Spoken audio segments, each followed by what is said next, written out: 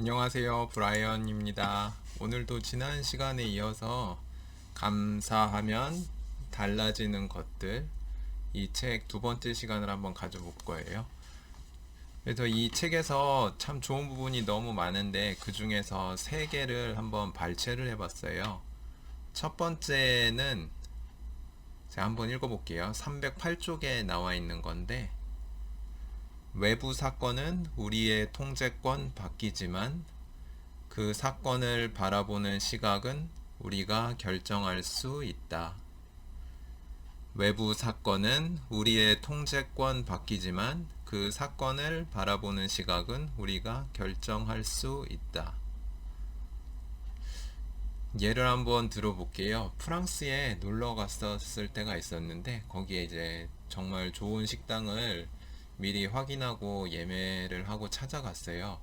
그래서 주문을 하고 이제 기다리고 있는데 음식을 주문했는데도 불구하고 저희 테이블에는 음식이 안 오고 정말 오래 걸리는 거예요. 옆에 손님들은 저희들보다 늦게 왔는데 음식이 서빙이 되고, 근데 저희는 30분 넘게 기다렸는데도 서빙이 안 되고 있어서 점점점 화가 나는 거예요.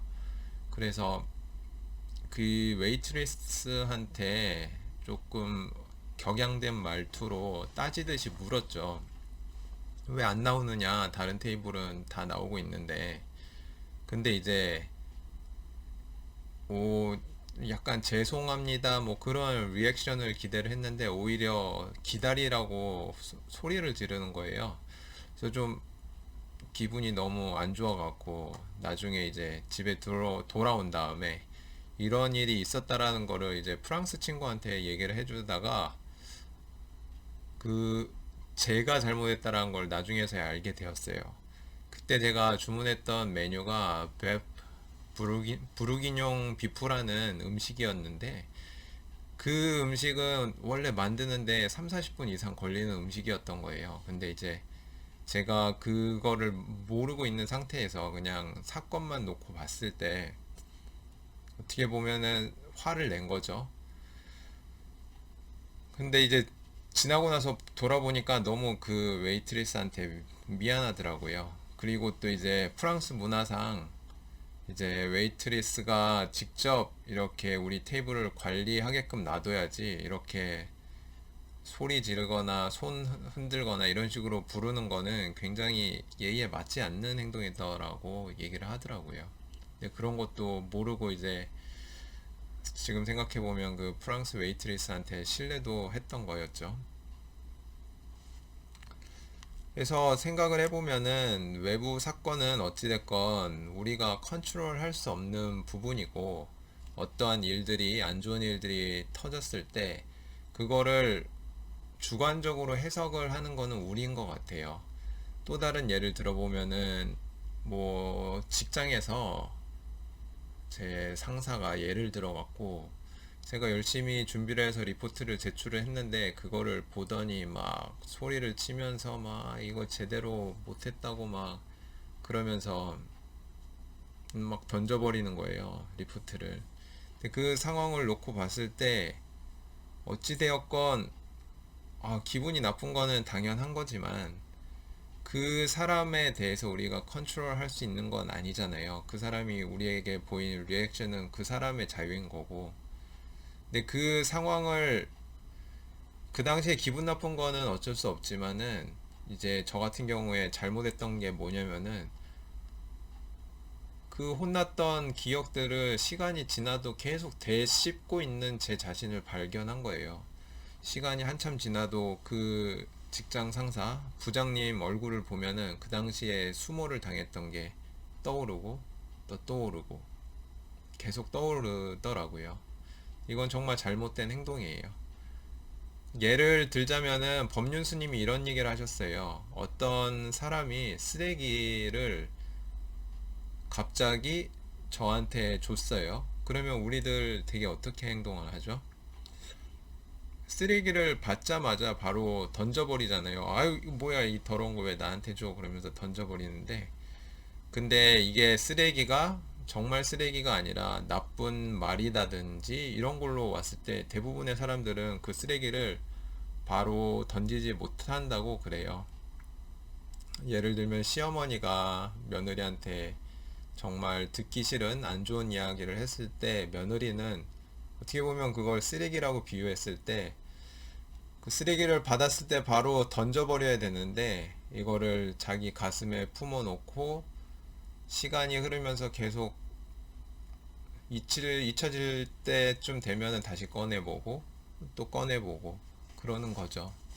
이거는 굉장히 잘못된 습관인 것 같아요. 그래서 우리가 다른 사람으로부터 쓰레기, 말로 된 쓰레기를 받았을 때는 바로 이렇게 쳐내는 그런 행동이 필요한 것 같습니다.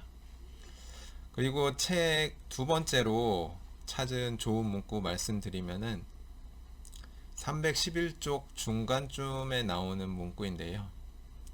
감사를 느끼는 순간에는 슬퍼할 겨를이 없다.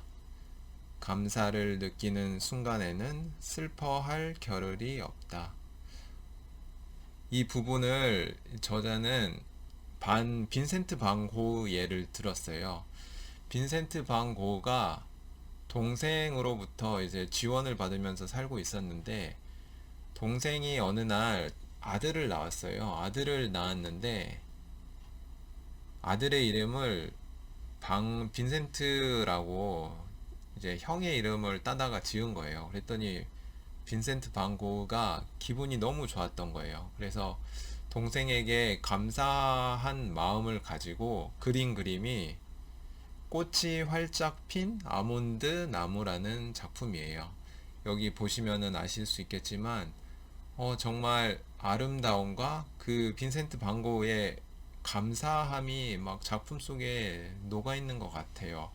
근데 이 시기가 이제 반 고흐의 말년이었는데 말년에는 반 고흐가 이제 정신병원을 들락날락하고 굉장히 정신적으로 안 좋은 시기였기 때문에 작품을 보면은 굉장히 불안정하고 반 고흐가 받고 있는 심리적 정신적 고통들이 작품에 굉장히 녹아나 있는데 이런 순간에 이런 상황에 처해져 있는 반 고흐였지만은 반 고흐가 감사를 느끼고 감사하는 마음을 동생에게 표현하고자 작품을 그렸을 때는 작품에 감사한 마음이 녹아져 있어서 반 고흐가 이제 정신적으로 슬퍼한다라든지 어려워한다라든지 그런 느낌은 찾아볼 수가 없었어요.